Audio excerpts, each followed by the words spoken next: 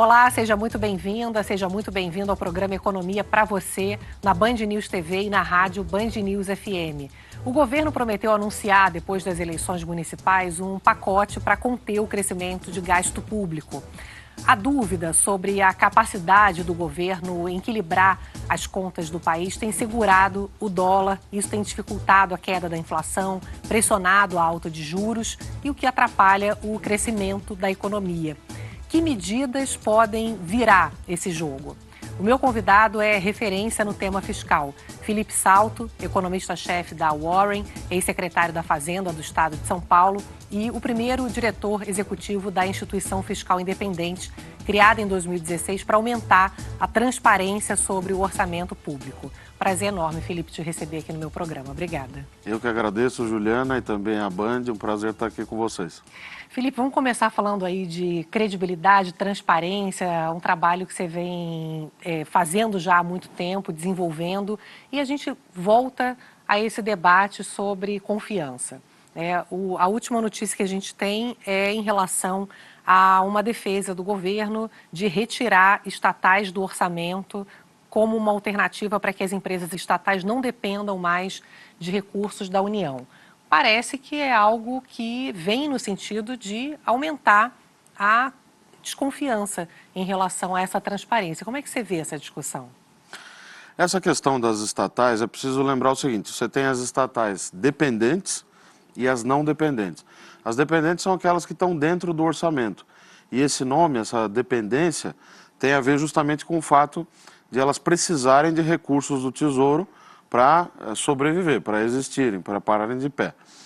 Se eu retiro do orçamento, mas não melhoro a eficiência da empresa, não corto custos, não aumento receita, o que vai acontecer é que eu vou ter um grande risco fiscal e pior, ele não vai mais estar transparente, não vai mais estar passível de ser analisado pelos economistas, pelos especialistas. Então, é muito ruim essa ideia de tirar coisas do orçamento, quando na verdade, se o objetivo é que as estatais, que hoje são dependentes, tenham maior autonomia, você tem que ter mais eficiência, tem que ter medidas para que essas empresas ou sejam extintas, quando tem muito caso que daria para fazer isso, ou que elas fiquem mais eficientes. Aí elas podem ser não dependentes, como grandes empresas estatais que não estão dentro do orçamento por essa razão.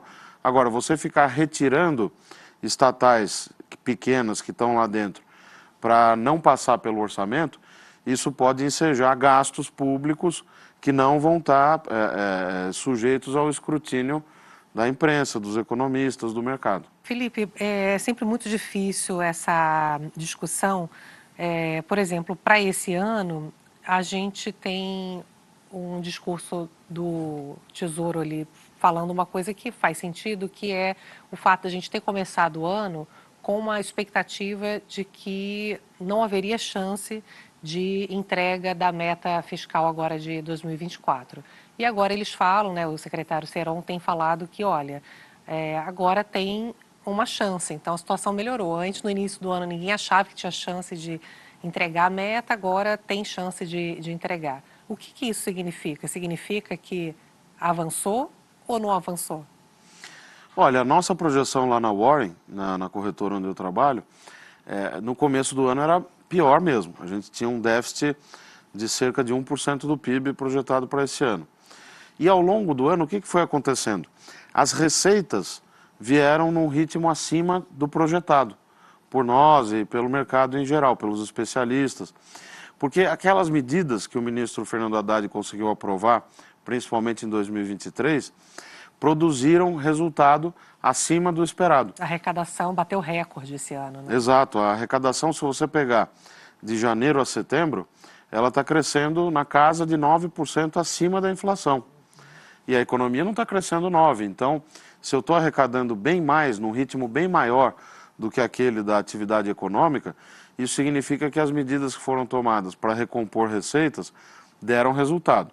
Qual que é o lado negativo? Uma parte disso é temporário, é atípico, não vai se repetir. Mas mesmo assim, essas receitas aconteceram e estão ajudando a produzir um resultado bem melhor. Nós tínhamos um cenário, inicialmente, que era de eventual rompimento, né, porque a gente projetava um déficit pior do que a meta receita menos despesa sem considerar juros, né, a chamada meta fiscal, e acionando gatilhos do arcabouço. Mas ao longo do ano, nós fomos percebendo que essa dinâmica da receita permitiria o cumprimento da meta, né? Mesmo com uma contenção de gastos não tão expressiva, porque eles fizeram um bloqueio de despesas no orçamento, né, as chamadas discricionárias, que são não obrigatórias, em torno de 13 bilhões, e isso está sendo suficiente. Claro que os gastos com o Rio Grande do Sul, que foram feitos a título de crédito extraordinário, eles ficam de fora dessa conta, mas quando a gente põe na ponta do lápis, o nosso cenário é que deve cumprir a meta deste ano, o governo deve cumprir, usando aquela banda inferior de 28,8 bilhões de déficit. Eu falo que é tipo uma margem de tolerância, que nem pesquisa eleitoral, meta de inflação. Exatamente. O que eu acho que a gente precisa reconhecer é que o primário está melhorando bastante. Isso é mérito do Haddad. Ele conseguiu aprovar pelo menos 9 medidas tributárias no Congresso, a nova lei das transações tributárias, a nova lei do CARF, que é aquele tribunal, para quem está nos vendo, que julga, né, o contencioso administrativo tributário antes do contribuinte ir para a justiça, né, para o judiciário. Não entrou ainda nada aí do CARF, né? Então, uma parte provavelmente está começando a entrar, porque tem uma defasagem. Quando o CARF julga, se eu, por exemplo, com a minha empresa, estou litigando lá no CARF e perco, né, para o fisco, o que vai acontecer? O CARF informa a Receita Federal e aí a Receita informa o contribuinte e ele vai ter 3 meses para decidir se ele vai fazer um depósito judicial, como é chamado, né, para litigar, continuar litigando no judiciário, ou se ele vai aceitar fazer uma transação e resolver o problema, né, dado que ele perdeu no administrativo. Por isso que demora. Mas uma parte já está fazendo efeito sim, tanto que os depósitos judiciais aumentaram, pode ter a ver com isso. As transações tributárias, a tributação dos fundos fechados, né, os chamados fundos exclusivos, porque os fundos de investimento, para os pobres mortais, vamos chamar assim, sempre teve o come-cotas, né, que é aquele imposto. Agora, os fundos exclusivos dos grandões nunca foram tributados. Só quando tirava o dinheiro, né? Ficava rendendo e ninguém pagava nada, né? Exatamente. Agora você teve uma equiparação, que eu acho correto. Isso é importante, né? Muito importante. A tributação das offshores, que são os investimentos no exterior. Também aquela revisão de um benefício do ICMS, que funcionava assim. Vamos supor, o governador Tarcísio aqui em São Paulo dá um benefício fiscal do ICMS para um setor. Aí a empresa abatia esse benefício fiscal do lucro. Então, quando ela ia recolher os impostos federais, ela recolhia em cima de um valor mais baixo. Aí veio a medida provisória 1185, que já arredondou na lei 14789, que também ajudou a recuperar receitas. Então, é um conjunto de ações. Qual que é o calcanhar de Aquiles do governo e que agora eles estão querendo atacar? É o gasto, né? Precisa pôr o dedo nessa ferida. Porque a discussão é que houve uma ênfase muito grande em receita, em aumentar a receita. Parte fazia sentido, inclusive do ponto de vista de justiça tributária, essa discussão de cobrar, por exemplo, de fundos de investimentos de altas rendas, da mesma maneira que cobra de nós pobres mortais, que conseguimos colocar algum dinheiro em fundos de investimento, mas agora há essa cobrança de atacar a questão estrutural. A ministra do Planejamento, Simone Tebet, ela fala que agora entrou para valer essa discussão da questão estrutural, né? A discussão é o quanto que a equipe econômica consegue convencer o presidente Lula de tomar medidas que são sempre duras, né? Tem que fazer escolhas. A gente tem um país que é muito desigual, então tem uma necessidade muito grande de proteção social. O que você acha que é possível, Felipe, que ajudaria nessa escolha? Porque o presidente Lula fala, como disse a Simone Tebet, olha, tem coisas que são inegociáveis. Por exemplo, a política de valorização do salário mínimo. O que daria para fazer, na tua avaliação, que seja possível preservar essa visão social, que é cara ao governo, e, ao mesmo tempo, conseguir fazer alguma mudança estrutural? Olha, o ministro até deu uma entrevista para a Folha de São Paulo nos últimos dias que eu achei muito boa. E depois esses pronunciamentos dele e da ministra Simone Tebet também foram bem interessantes. Por quê? Porque eles estão colocando o problema à luz do dia. Então, olha, tem de fato um problema do lado da despesa, nós aqui da equipe econômica reconhecemos e estamos tentando convencer o presidente Lula. Por quê? Porque é um governo de centro-esquerda e não dá para esperar que ele vá, da noite para o dia, começar a gerar superávit primário, né?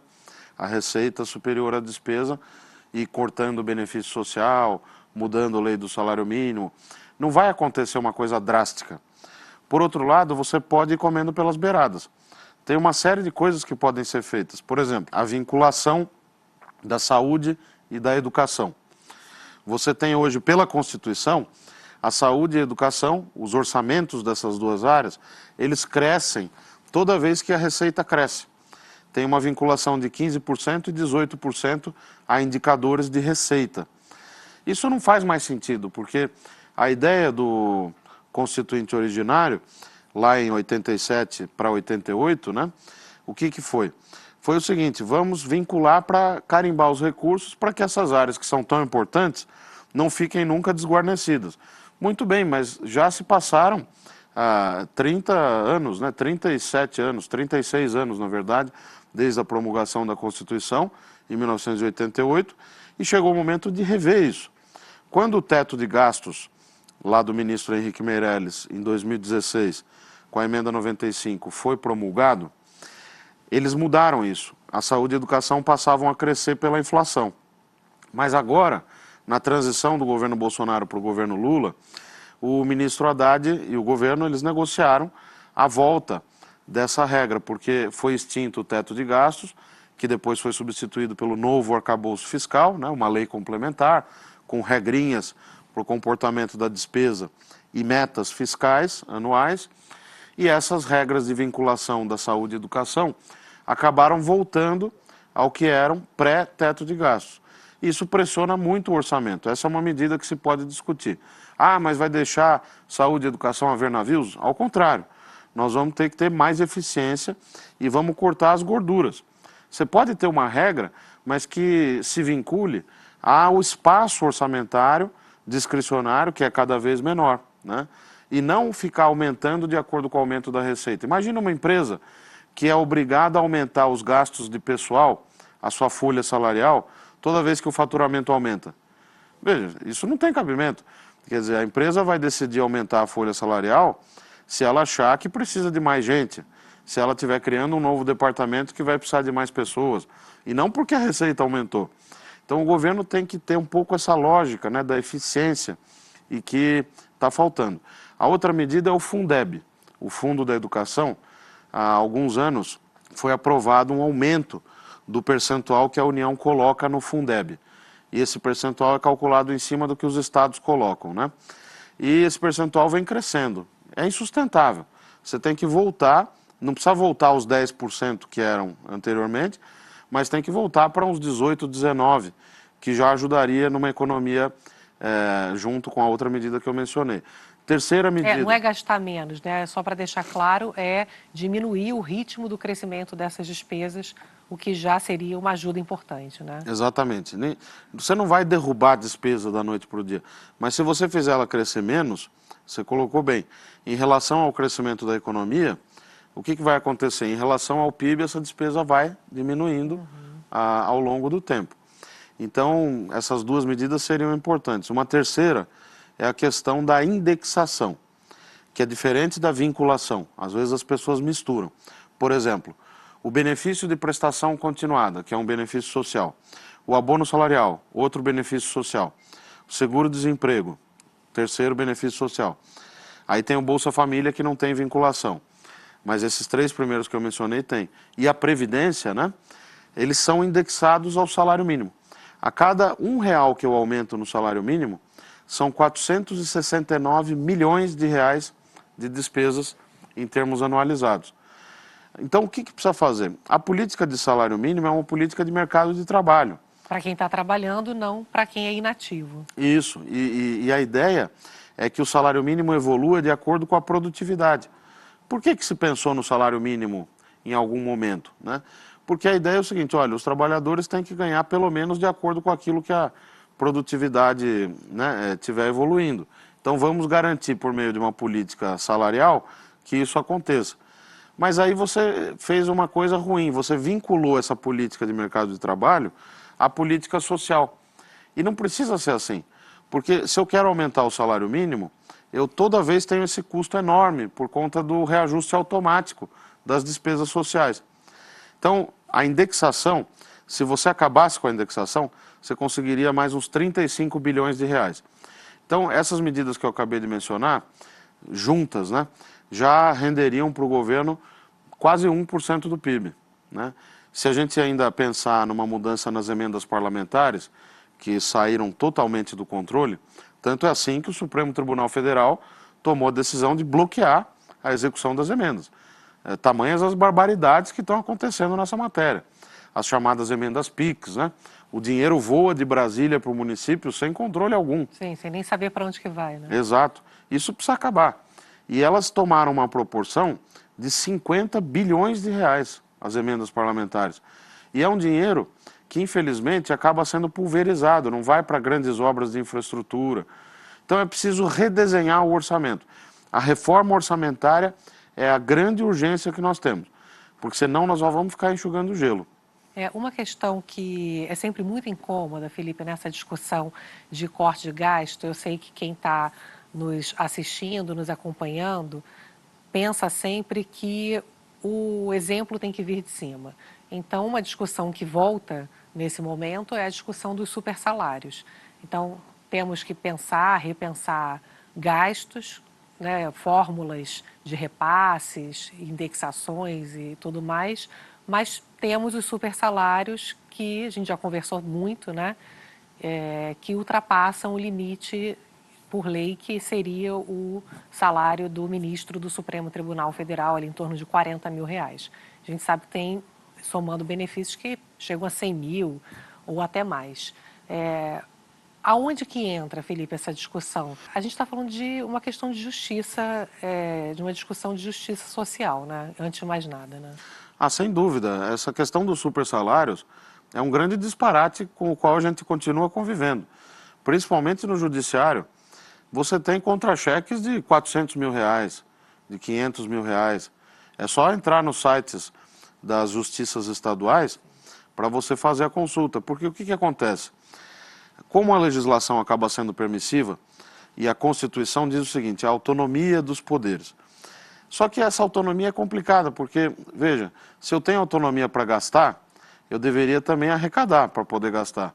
Mas é uma autonomia assimétrica, né? Eu fico criando gastos, vantagens, indenizações. Aí o próprio judiciário diz, olha, sabe aquele auxílio tal que foi aprovado numa determinada data? Então, ele é devido. Então, recalcule-se desde a data tal e pague-se ao desembargador, ao juiz, a quem quer que seja. Então, isso acaba gerando uma série de penduricalhos que, na prática, fazem com que a remuneração mensal seja muito mais alta do que o teto do Supremo. Tem um projeto tramitando no Congresso do ex-presidente Renan Calheiros, que é lá de 2015 ou 2016, que é justamente para limitar esses salários todos, inclusive as remunerações penduricalhos, as vantagens, as indenizações, ao teto do Supremo. Está lá parado. Está parado, né? Eu acho que foi aprovado no Senado e está na Câmara, salvo o melhor juízo. Então, assim como esse, tem outros projetos que poderiam ser resgatados. Quando a ministra Tebet fala dos salários, penso que ela deva estar se referindo a isso e está correta. Agora, quanto gera de economia essa limitação dos supersalários? Como vai ter um efeito cascata também, talvez você consiga um 0,2%, 0,3% do PIB. Então, de grão em grão, a galinha enche o papo, né? Tanto para economizar quanto para gastar. Se você tomar um conjunto de medidas, você consegue resolver o problema fiscal num prazo de 2 anos ou 1 ano e meio. Porque nós estamos saindo de um déficit esse ano, se o governo conseguir mesmo cumprir a meta, que eu acho que conseguirá, que é na casa de 60 bilhões, né? Pela nossa projeção. Então, você tem que resolver esses 60 e chegar no zero e começar a gerar superávit. Porque só com superávit que você vai estabilizar a relação dívida sobre produto interno bruto.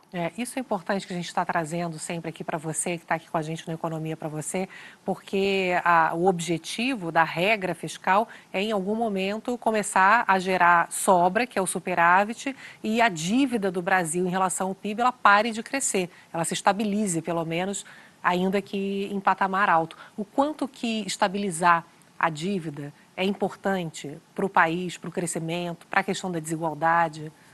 Isso é fundamental, porque quando o governo consegue ter um programa de ajuste fiscal e uma regra, não só a regra fiscal, né? Porque não adianta você ter a regra bem escrita e não cumprir.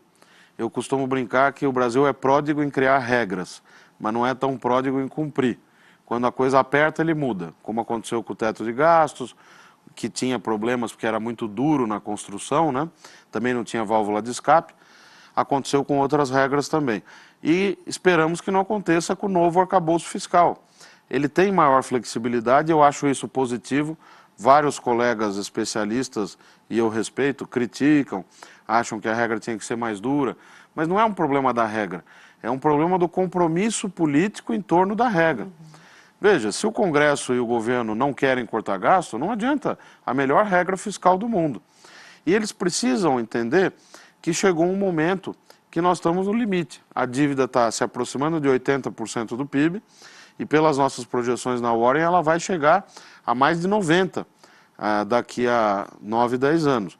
Então essa trajetória de crescimento preocupa e ela gera efeitos já no curto prazo, porque a taxa de juros fica mais alta, aí o investimento fica mais baixo.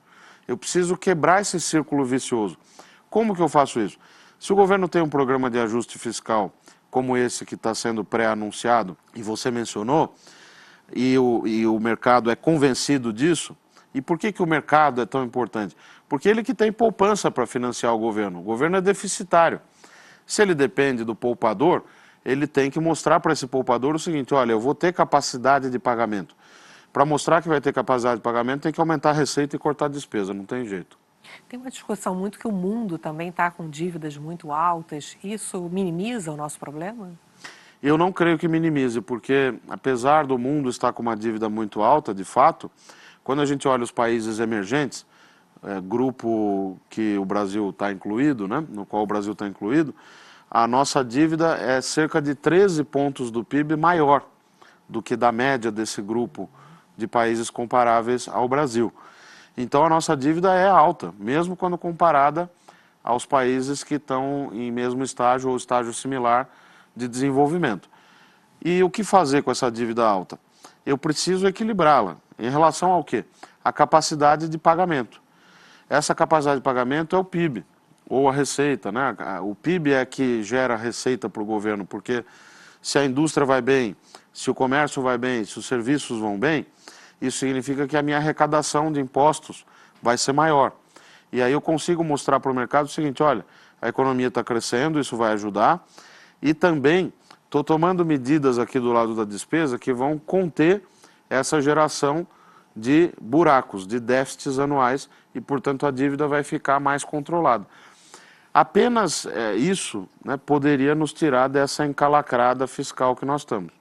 A gente está no finalzinho do programa, a sensação que eu tenho é que a gente chegou numa encruzilhada, mais uma vez, a economia brasileira está crescendo 3%, temos aí notícias boas, desemprego no menor patamar em 10 anos, e a encruzilhada é, ou o país segue o caminho de escolhas que possam melhorar a situação das contas públicas e a gente segue num ambiente positivo, ou se houver dificuldade política, tomar uma decisão, vamos colher tempestade.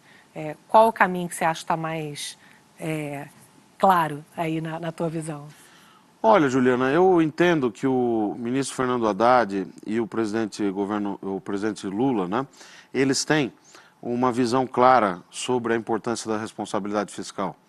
Essa minha visão destoa um pouco da média dos colegas do mercado, mas eu acompanho contas públicas desde 2008. Do meu último ano de faculdade, eu já trabalhava com isso na Tendências Consultoria. E depois nos outros cargos que você mencionou.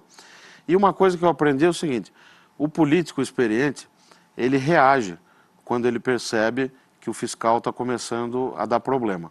Porque a taxa de câmbio sobe, a inflação começa a pressionar. Aconteceu isso recentemente, o próprio presidente Lula deu declarações sobre responsabilidade fiscal, motivado pelo seu ministro da Fazenda. Então, eu sou otimista porque eu entendo que está longe de resolver estruturalmente o problema fiscal. Nós temos que voltar a gerar superávit primário. E nessa matéria nós estamos falando aí de um desafio, que é sair de um déficit de 0,5% do PIB e gerar um superávit de pelo menos 1,5%, ou seja, são 2 pontos de PIB.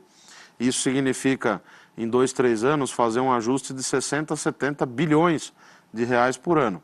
Mas apesar desse desafio gigantesco, eu não vejo os principais atores hoje da política econômica, sobretudo o ministro Haddad, a ministra Simone e o próprio presidente, jogando as coisas para o alto. Dizendo, não, vamos gastar como se não houvesse amanhã. Ao contrário, eles estão aí apresentando medidas, as maiores medidas até agora, a maioria delas veio do lado da receita, mas agora estão indicando também que podem fazer mexidas do lado do gasto. É uma oportunidade e eu espero que eles aproveitem bem essa oportunidade. A economia está indo bem. Como você disse, o desemprego está muito baixo, provavelmente o nosso potencial de crescimento aumentou, porque veja, como eu posso estar com o desemprego tão baixo, inflação controlada, né, e crescendo 3%? É porque o potencial de crescimento provavelmente aumentou. Então, aos trancos e barrancos, estamos indo bem. A agência Moody's, de classificação de risco, no relatório que ela exarou recentemente, que gerou aquela comoção, porque aumentou a nota do Brasil, está correta. Ela fala justamente isso. Olha, parece que os economistas vêm errando sistematicamente o PIB do Brasil. O PIB está vindo mais alto. Então, fiquem atentos que provavelmente o PIB potencial está maior, que é uma estimativa, né? Não é uma variável observável. Mas quando o PIB é maior, por que isso ajuda no fiscal? Porque as receitas aumentam mais e porque a relação dívida-PIB fica mais fácil de ser equilibrada, porque ela depende do juro, depende do crescimento econômico e do resultado primário. A tarefa do governo é tomar medidas claras do lado da despesa. E com isso ele não precisa jogar o bebê junto com a água suja do banho e acabar com as políticas sociais. É fazer ajustes. Tá certo. Tomara, Felipe, que escolha esse caminho positivo aí para a nossa economia. Eu conversei com o Felipe Salto, economista-chefe da Warren. Prazer te receber aqui, Felipe. Muito obrigada. Prazer meu, eu que agradeço pelo convite. Obrigada a você por estar sempre aqui comigo. Afinal, economia é para você. Até o próximo. Você ouviu Economia para você, na Band News FM.